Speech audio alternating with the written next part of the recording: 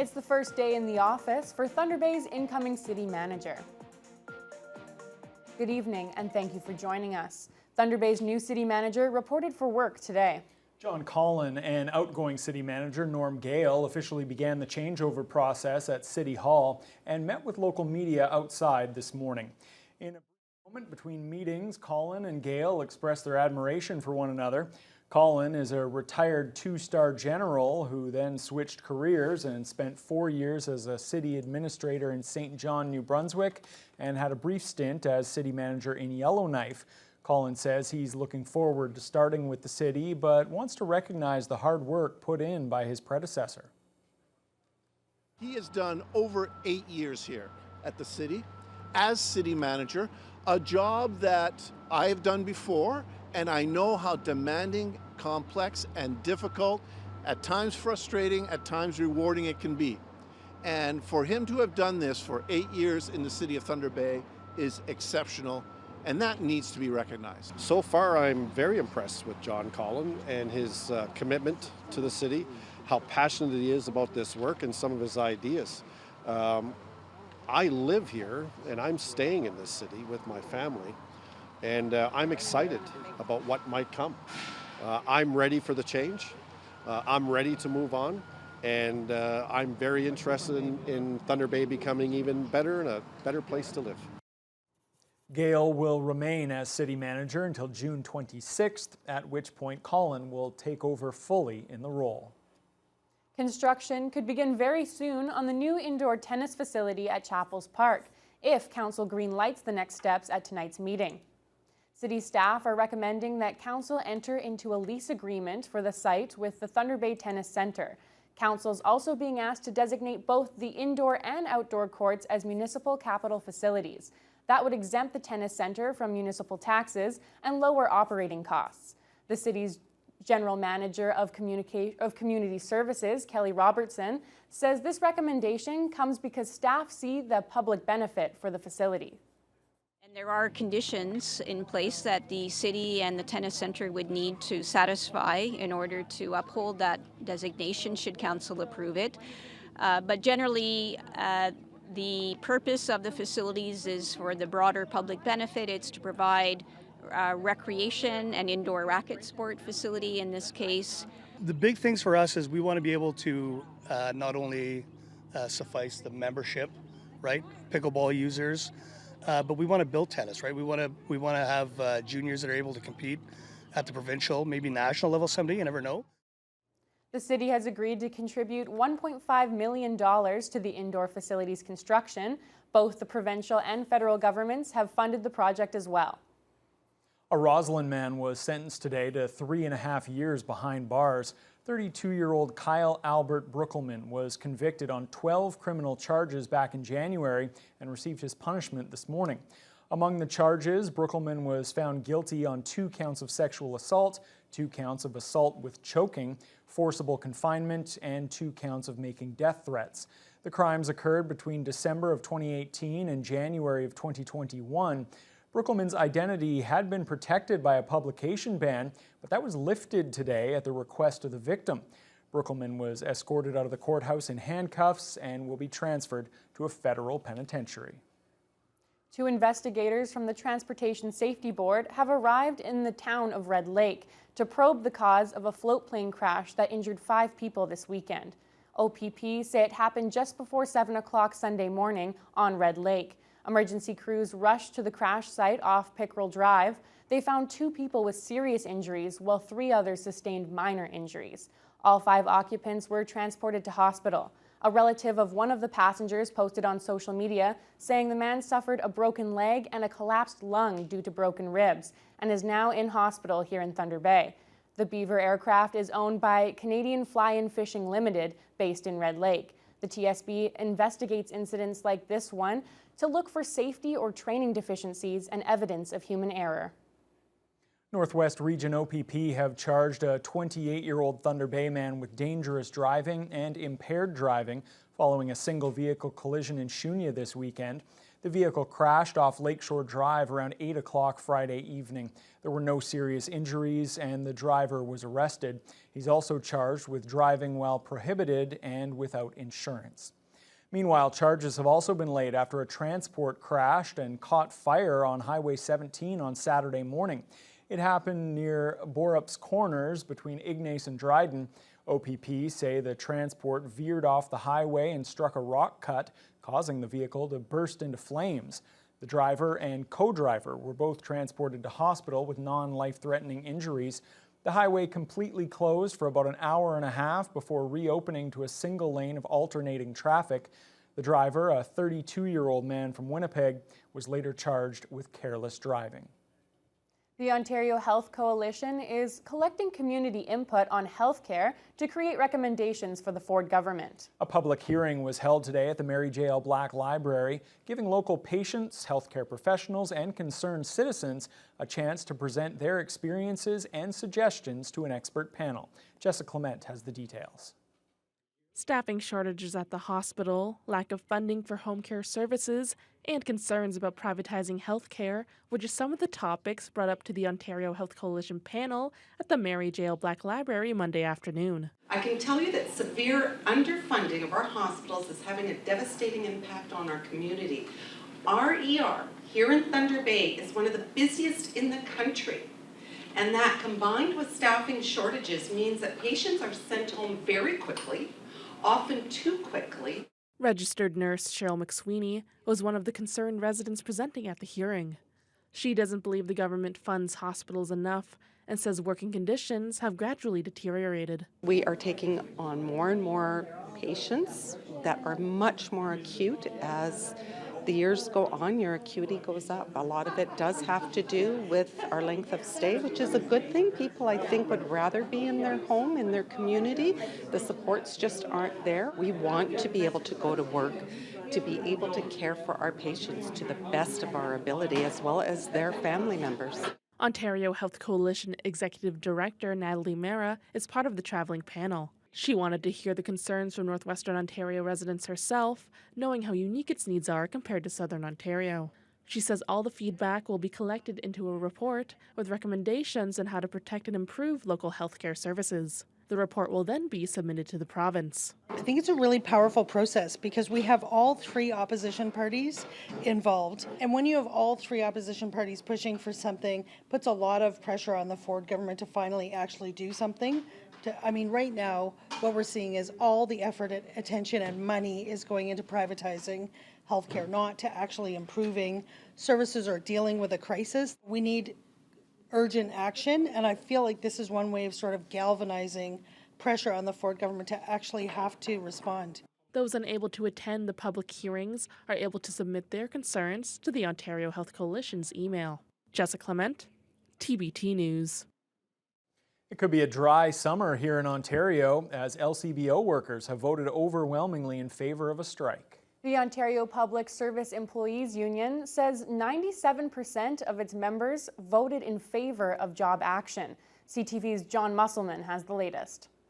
You might want to consider stocking up on your favorite wines and spirits. Workers at the LCBO have voted overwhelmingly in favor of a strike if the union can't reach a deal with the provincially owned liquor retailer.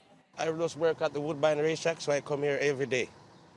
So it's going to be a shame. We don't hear nothing about it, but I think if they're going to pass, it's okay. It's not right to close, right? People are going to go crazy about it. Here's a look at the numbers. The Ontario Public Service Employees Union reports 97% of workers voted in favor of a strike. That's more than 8,000 workers who took part in the strike vote. Customers we spoke to today are hoping a strike can be avoided, but not everyone is worried about it. To be honest, they're going on strike is not really a big deal because the best store is still open. Well, right now I'm not drinking, so at this point, no, it wouldn't be any inconvenience at all. For its part, the LCBO says it will continue to negotiate with the union. The Ontario government has expanded the sale of alcohol, and it will continue to do so with convenience stores starting this fall. In a statement, the LCBO says it does not want to strike. We have several bargaining dates this week where we will resume negotiations with a focus on achieving a renewal collective agreement with OPSEU. that is fair for our unionized employees and helps the LCBO operate efficiently and effectively for Ontarians in a changing marketplace. That was John Musselman reporting. OPP inscriber arrested 3 people on Saturday who were wanted in connection to an armed robbery in Sudbury. Officers observed the suspect vehicle on Highway 17 around 5 o'clock Saturday afternoon. They set up a spike belt, but the vehicle was stopped before hitting it. 3 people were arrested without incident. 2 are being held at the request of Sudbury Police, while 1 person was released. The Regional Food Distribution Association is renovating its main headquarters, and a meat processing room is now under construction. The new space will allow large volumes of bulk proteins to be carved up and sent to various communities in the region. Executive Director Volker Krom says the $300,000 room is part of a $7 million capital campaign that aims to increase the capacity to provide food to families. The facility is only a few weeks away from being finished. Once it's done, the Regional Food Bank will be able to start processing farm meat and will later look into processing wild game, including moose, fish, and deer. Krom says it's a big step for the RFDA.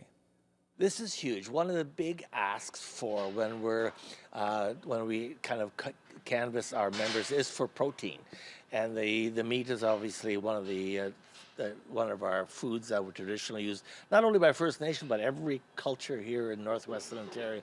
So if we can provide healthy protein that is sourced not in a safe way from country foods or from our processors, I think we'll go a long way. Friends and family celebrated the history and memory of Fort William's first Indigenous postal worker today. Canada Post unveiled a new plaque to honor the commitment and perseverance of John E. Fletcher. Fletcher, who passed away in 2021, was the first Indigenous postal worker in the city of Fort William and one of the first in the country. The trailblazer left behind a long history that left a mark on many in the community. While Fletcher loved his job, it wasn't always easy as he faced many forms of discrimination. Canada Post spokesperson John Hamilton says it's crucial to honor both the good and bad of history. He was a great employee, but at the same time, he would be, if he had a sick day, they would go and check on him to make sure he was sick, and he took very few sick days. If he was, for when he was in probation at the beginning, his probationary period was longer than it ever had to be. So, and there's likely many stories that we never heard about because he just, walked on. He always enjoyed working for Canada Post. He's always had such positive things to say. He had positive experiences. He loved the fact that people would still come up to him after he retired in the early 90s and say, "You were my mailman," or "You were my mom's mailman," or anything like that. The plaque is now hanging at the John E. Fletcher Center on Victoria Avenue. The popular walking trail connecting Centennial Park and Trowbridge Falls will be blocked off for more than 2 months this summer due to repairs along the John Kushner Memorial Bridge. Highway traffic will also be affected on the bridge between Hodder Avenue and Balsam Street. The Ministry of Transportation is conducting rehabilitation work on the bridge where Highway 1117 crosses over the Current River. Eastbound traffic will soon be reduced to 1 lane with a speed limit of 70 kilometers an hour. The sections of trail running under the bridge are now closed, cutting off access between the 2 parks. Improvements are also planned for the trail itself. The closure is expected to last until August 21st, with additional closures in September. But the city says access will be restored for the Xterra Triathlon and the Canadian Mountain Bike Championship later this summer. An old-fashioned family picnic is happening this upcoming weekend to celebrate the anniversary of Waverley Park. The historic park is 150 years old this year, making it the 2nd oldest in the province. Justin Hardy has more. Waverley Park has existed since before the incorporation of Port Arthur, which later merged with Fort William to create the city of Thunder Bay. David George Noonan, chair of the Coalition for Waverley Park, says it's been put to good use since 1874 as the site of thousands of events, from birthday gatherings to the annual Remembrance Day ceremonies at the cenotaph. It's wonderful to see this green space here used actively and often, and we want to continue to see the development of this park. We want to see more action in this park, more ways for it to be used. Lasting for so long, especially next to the heart of a growing city, is no small accomplishment, according to Coalition past president Keith Nymark. He adds that the continued existence of the park should be a major point of pride for those in the city. The park was designed, then the churches, PACI, we call it the Castle on the Hill, it's absolutely beautiful, were all built because the park was here and around the park. So it's something for Thunder Bay to be proud of. It's an amazing park. It's quite a feat. It's a wonderful heritage mark in our city. It's a great way to introduce people to the downtown, where you see this wonderful old park with the beautiful old trees here. You've got this bandstand which is, through the hard work of the Coalition to be used on a regular basis in the summers. It's quite an amazing place. The picnic will take place on June 23rd and feature the Roy Curran Band and Rodney Brown. The Thunder Bay Clown Club and Fort William Historical Park will also be in attendance to entertain children. Justin Hardy, TBT News. Well, picnics are always a fun outdoor activity, and it's more fun when it's sunnier outside. So today wasn't exactly the perfect day for a picnic, Fiona. I would definitely say not. We had a fair amount of precipitation to the south of us to start off the day, and throughout the day it just kind of pushed up. And so late this afternoon we had a couple of brief showers. Things weren't necessarily the prettiest out there. We did have an early morning low of 12 and a daytime high of 20, so not really that far off the norm for this time of year, about maybe 1, maybe 2 degrees below normal, but winds were very light from the southwest, 9 to 15 kilometers per hour. Now across the region to the west, very seasonal for this time of year. Temperatures in the early morning hours were quite mild as well, but we had some increasing clouds up in Red Lake, loads of sunshine in Fort Frances, temperatures all ranging from about 20 to 23 Celsius. Armstrong at this hour is enjoying 24. Greenstone had a very sunny start, but it's completely clouded over just in the last hour or two, and they're very close to their high for the day of 20. They're currently at 19 Celsius. Now, along the North Shore, it has definitely been a little bit cooler all the way around it. Sault Ste. Marie has had a lot of very active weather moving through, a lot of fluctuation. Now, they started out with mainly cloudy skies, but it warmed up to 26 and a humidex of 34. But then a thunderstorm moved in, caused temperatures to drop 10 degrees in 1 hour. That first thunderstorm was at 4 p.m. They got a bit of a break. Now another one has moved in, but they're still enjoying 23. So the temperature is wildly fluctuating in the last couple of hours. Here in the city of Thunder Bay, we're going to drop down to a low of 10 tonight under partly cloudy skies to start, but then showers are expected to move in overnight.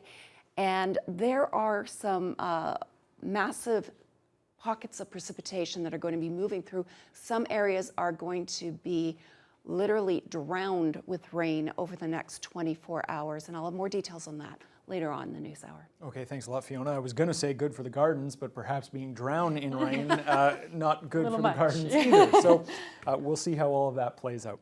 All right, thank you very much. Let's turn our attention now to federal politics and the latest on the he said, she said over that unredacted foreign interference report. We first heard from Green Party leader Elizabeth May last week, who said that she was relieved after reading the unredacted version that there are no traitors in Parliament. Then came words from NDP leader Jagmeet Singh, who expressed just the opposite, saying he was more alarmed than ever. Well, today, May was back at the podium. We'll tell you what she said after the break.